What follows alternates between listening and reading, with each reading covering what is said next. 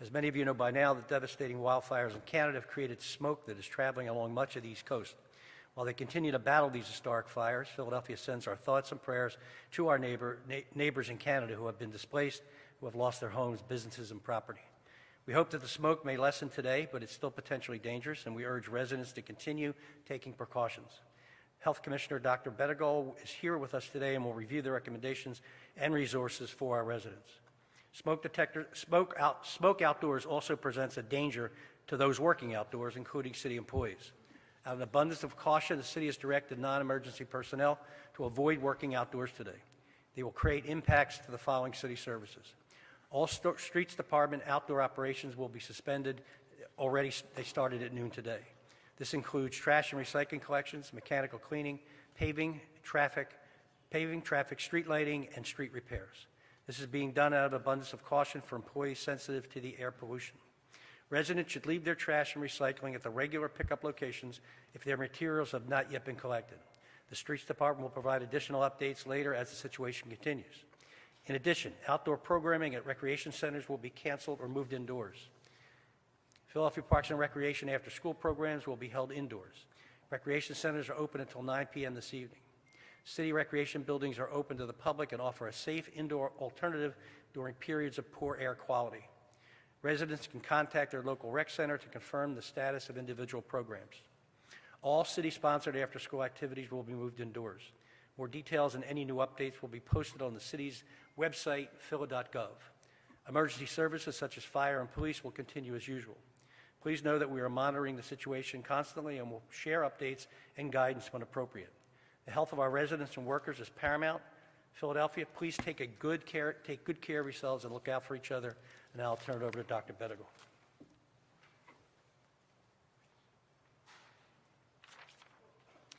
Thank you, Mayor, and good afternoon, everyone. The City of Philadelphia continues to experience serious air quality problems related to the smoke from the Canadian wildfires. Our air quality over the past 24 hours has fluctuated based on wind and weather patterns, and there have been periods during which the air quality index rose to over 300 and even to over 400, well into the hazardous range. We expect that such fluctuations could continue for the next several days. These levels of fine particulate, or PM 2.5 pollution, can have health effects on any of us and are particularly dangerous to people with lung or heart conditions, to young children, older adults, and pregnant people. The fine particles can penetrate deeply into fragile lung tissue, causing symptoms including cough, shortness of breath, and wheezing. This is the reason that we recommend minimizing outdoor time and wearing a high-quality mask if you do need to go outside. If you need help affording high-quality masks, you can get them at our resource hubs. To find their locations and information about the services they offer, please go to phila.gov/health. If you do have to go outside, go slow and try to avoid activities that will cause you to breathe more deeply, like running or other vigorous exercise. Reschedule plans for outdoor events and gatherings for a later date, if that is possible, or look for opportunities to move those gatherings indoors. Keep windows and doors closed to minimize air pollution in your home. Recirculate the air in your home with fans to avoid bringing more air pollution into your home. Pay attention to how you're feeling.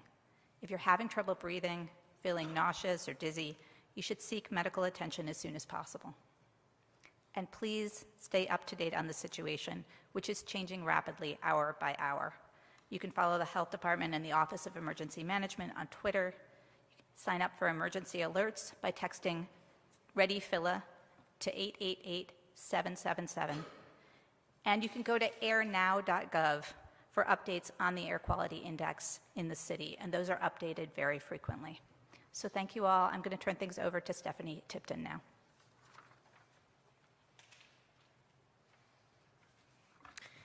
Good afternoon. As Mayor Kenney mentioned, due to today's air quality alert, we have directed non-emergency city personnel to avoid working outdoors today. The guidance was shared citywide this morning, and we're supporting managers with implementation of the guidance.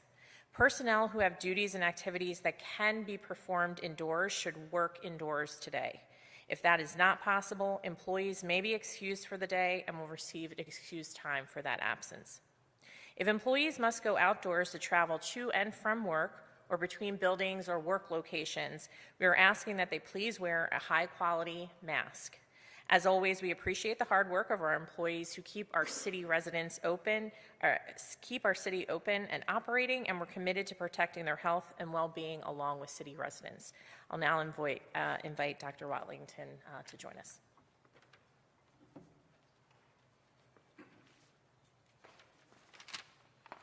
Good afternoon. This morning, the School District of Philadelphia issued a communication to families and staff informing them that the current air quality this morning was rated at code maroon and that it was forecasted to improve and the air quality conditions to improve during the course of the day. We encourage students and staff to wear masks during their commute to and from school, and at schools, all outside activities such as recess, outside field trips, and field days were moved indoors, postponed, or canceled. The district's athletic office will also support schools in rescheduling outdoor athletic games that were previously scheduled. In addition, all windows and doors at school buildings remain closed to minimize air pollution. Student and staff safety and well-being continue to be a top priority for the school district. We understand the health concerns regarding poor air quality. We will continue to follow guidance from the city and are beginning to explore alternatives to in-person learning as the air quality conditions continue to be hazardous.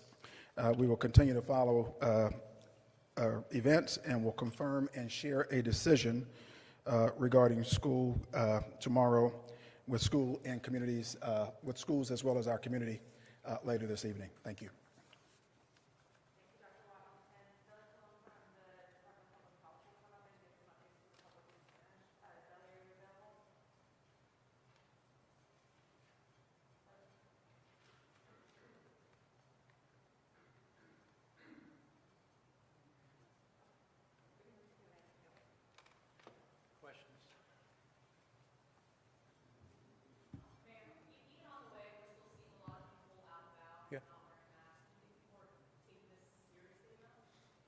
We're giving them the information that they need to make a decision on what's good for them.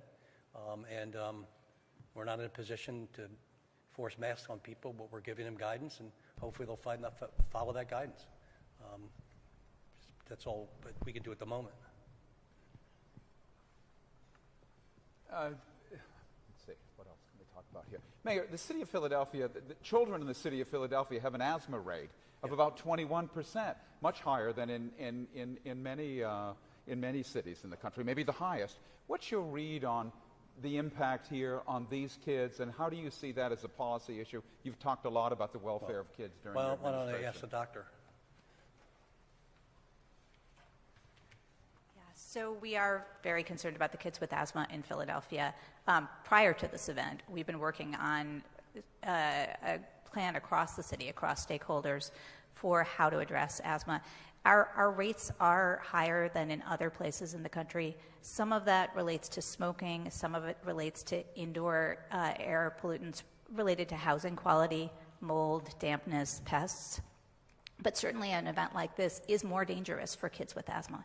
So, we're doing a number of things. One, of course, partnering with the school district to make sure that they have the information we have, making sure that outdoor events for kids right now are not happening, advising people to cancel those sorts of things so that the kids are inside in safe spaces. Also, there's other work that is part of this that's really critical, and a piece of that is around primary care access. We recently announced that we're going to be opening 2 new city health centers in the area, the city with the worst access, but making sure kids have the access they need to have their asthma well controlled at baseline helps protect them in this kind of a situation. access to masks for families who need it. We also have a program that's been underway for months now to get HEPA filter devices to schools and daycares that need them. And so we've been reinforcing that information today to make sure that any school or daycare that doesn't have one of those devices and needs it can get access. So it's a lot of different things right now, but it's a population we are very worried about because they certainly are vulnerable right now.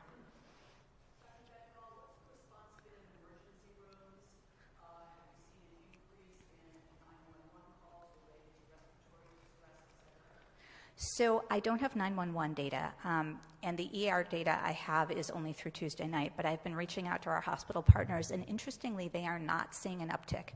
One hospital saw a slight uptick. The others are telling me their numbers are at baseline or even a little bit lower. So I know that I also saw people walking over here who were not wearing masks, although at this moment the air quality is better than it's been for a while. I was driving through North Philadelphia last night, and those streets, which are normally pretty crowded, were empty. I think people really have been paying attention to this warning and staying inside. So I think that's probably why we're not seeing more of an uptick. But our pediatric hospitals do not tell me that they haven't crunched their numbers yet, but they're not telling me that they're seeing an uptick, and neither are most of our adult hospitals. So that's good news. Dr. Bettigal, I have a question, but I think it can be answered by both you and Dr. Watlington. When we're talking about kids who are asthmatic in Philadelphia, more than 50% of schools in Philadelphia do not have air conditioning or proper ventilation in that regard.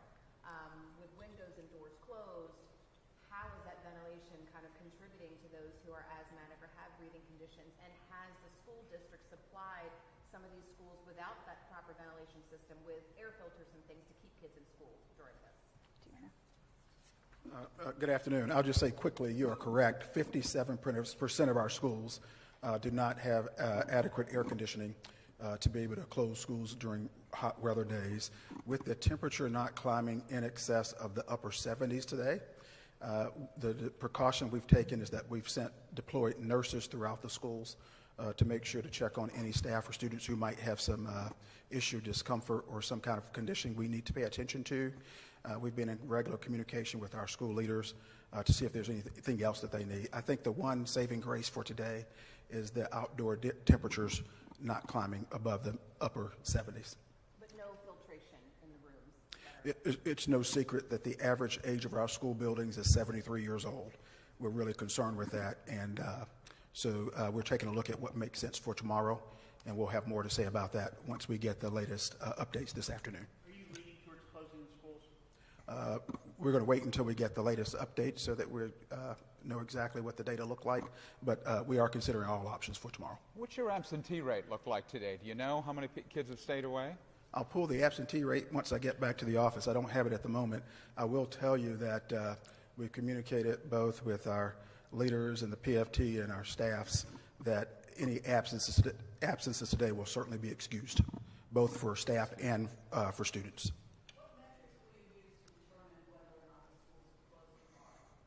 I think it'll be pretty clear once we get updated information in terms of the level of hazard tomorrow, because we want to make sure we protect the health and well-being of both students and staff. Dr. Watley, are you frustrated by the number of days that students in Philadelphia miss because of these kind of related issues? It was heat, now it's this. You said you're trying to get kids to catch up. Is this frustrating to you? What do you think? Absolutely. Our goal is for students and staff to be in school buildings no less than 90% of the month. I also understand that we can't control Mother Nature or the wind currents from another country, so I think we'll be more understanding of this one.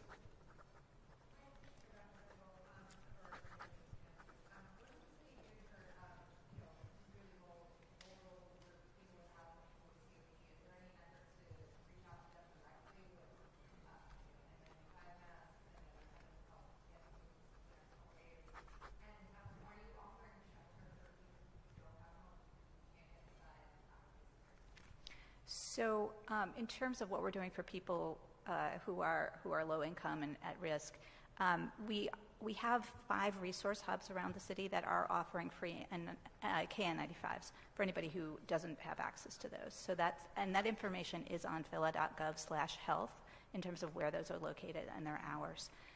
We also have been distributing information through our community partner list to make sure we're getting information about how to stay safe to everybody, because, you know, like so many events, we are concerned that this event could have a greater impact on people who are lower income, people who are Black, people who are brown. So all of those things. We are not at this point looking at a door-to-door kind of distribution of masks, just given the scale and also the timeline that we're looking at for this event. You know, again, we're going to be hearing more about what to anticipate over the coming days very soon. So once we have that information, we can make additional plans.